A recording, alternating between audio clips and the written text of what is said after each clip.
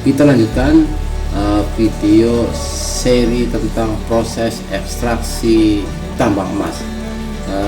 Pada video pertama sudah dijelaskan ya, itu ada heap leaching, kemudian ada carbon impulse, kemudian ada carbon enrich ya prosesnya. Itu kalau untuk oxide itu cukup lewat thickener aja, solid separasinya, kemudian masuk ke CIL atau masuk ke leach tank ya untuk chip carbon impulse.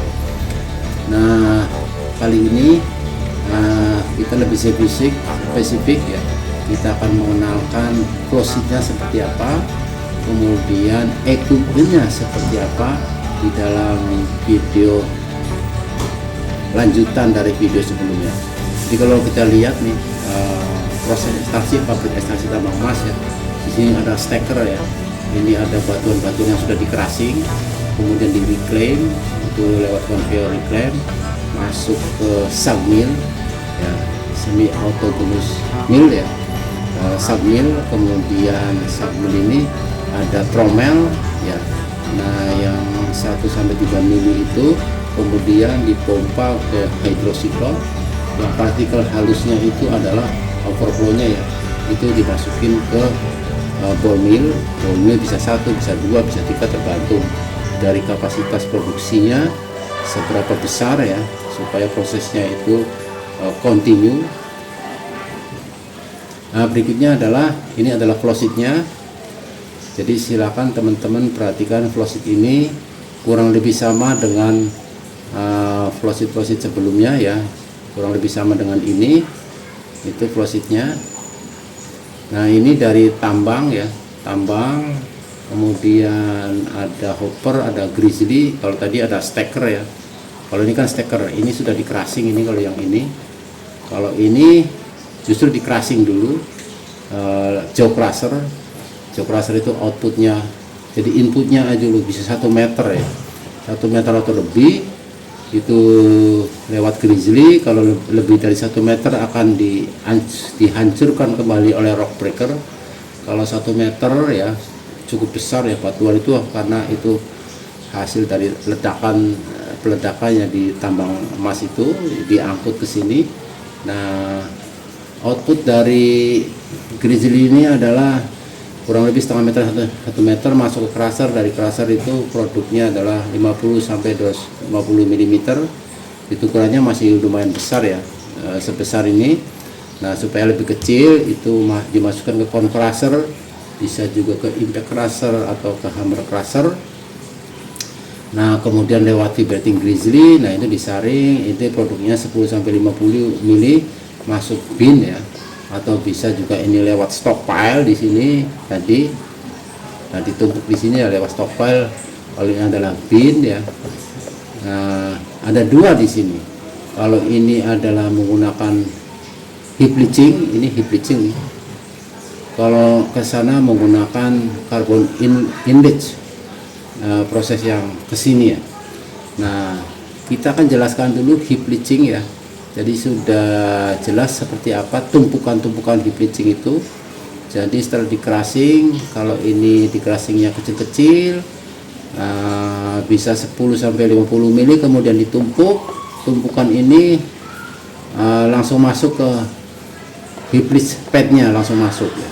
Jadi 10-50 mili ini ditumpuk ya, tidak masuk ke ball mill, kemudian ditumpuk di sini.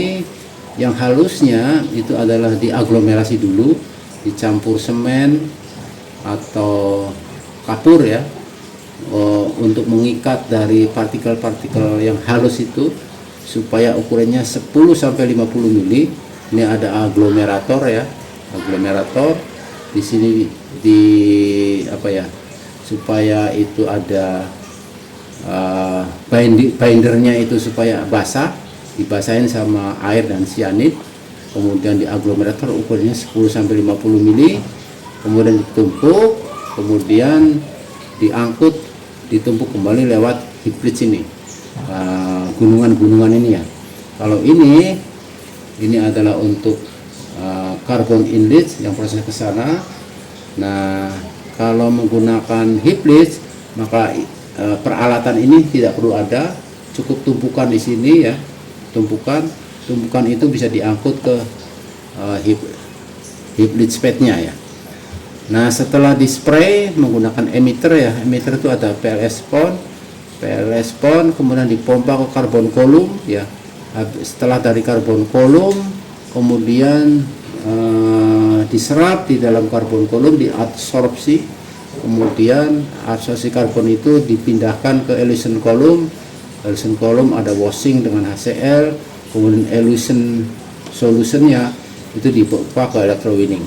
Nah, kita akan balik lagi sebentar ya untuk proses heap leaching ini. Ini adalah biaya paling murah ya untuk proses ekstraksi emas, yaitu tidak perlu mesin-mesin besar ini. Kita akan sedikit kembali ke slide sebelumnya. Nah, ini cukup ditumpuk ya, ini tumpukannya, tumpukan besar ini, dan ini adalah emitternya. Jadi ditetesin ya, ditetesin, dia netes pelan-pelan ini sampai basah gunungan ini.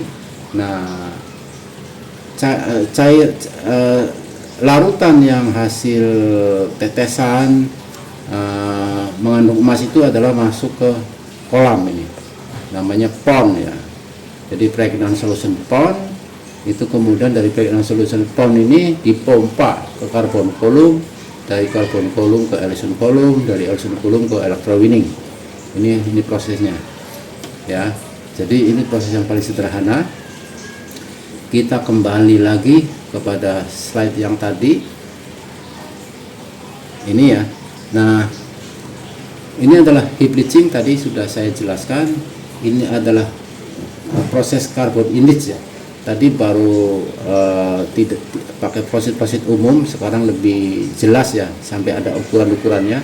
Tadi bahwa kita sampai pada cone crusher ukurannya 10 sampai 50 mili, kemudian lewat crush bin atau stockpile ya, kemudian di reclaim menuju sag mill ya. Sag mill ini ada tromelnya itu 1 sampai 3 mili, kemudian di sini selarinya dengan partikel-partikel halus dan maksimum adalah sampai 3 mili, dipompa ke hydrocyclone cluster. Nah, partikel halusnya itu dari overflow-nya itu adalah mengalir ke ball mill ya. Ball millnya bisa 1, bisa 2, atau bisa 3 tergantung dari kapasitas produksi tambang emas itu sendiri ya, atau tingkat kehalusan dari tambang emas itu sendiri. Nah, yang masuk ke dalam ball mill itu adalah ukurannya adalah di bawah 150 mikron. Di atas 150 mikron itu adalah dialirkan ke screen ya. Nanti di stockpile di sana yang partikel-partikel besarnya, partikel harus di bawah 150 mikron, di grinding di sini, di milling ya. Nah, sampai halus. Nah, ini ada tromel ya. Nah, di sini tromel ini adalah screennya adalah 75 mikron sampai atau 200 mesh ya. Kalau untuk yang batunya atau ornya itu refraktori, tadi refraktori ada sulfit, ada telurit ya, itu dia harus lebih halus dari 75 mikron. Nah, itu bisa sampai 40 mikron, jadi halus sekali ya. Makanya tadi ball mill-nya bisa 1, bisa 2, tergantung ya proses dari yang didesain itu, dirancang seperti apa. Nah, dari masuk ke tangki ball mill ini, kemudian ini oversize-nya itu ditumpuk ke scut stockpile ya, scut namanya, partikel-partikel kasar dari ball mill ini. Kemudian yang halusnya itu lari ke screen. Berikut slide selanjutnya seperti apa untuk mengenal dari alat-alat ini. Ini adalah crusher tadi, jaw crusher ya. Jadi ukurannya bisa gede-gede, itu bisa sampai 1 meter atau 1 meter lebih. Itu batu dihancurkan, itu bisa menggunakan jaw crusher, bisa menggunakan gyratory crusher. Tapi gyratory crusher ini lebih mahal ya, makanya secara umum orang menggunakan jaw crusher. Kemudian secondary crusher supaya lebih halus itu ke cone crusher atau ke impact crusher. Jadi ini ukurannya adalah besar-besar 50 sampai 210 mm, masih gede-gede. Kemudian dikecilin lagi, makanya disebut secondary crusher, itu ukuran 10 sampai 50 mm. Ukuran ini adalah cocok untuk hiplis juga ya. Jadi tidak hanya untuk feednya sack mill, tapi juga untuk hiplis. Nah, ini adalah sack mill dan ball mill ya.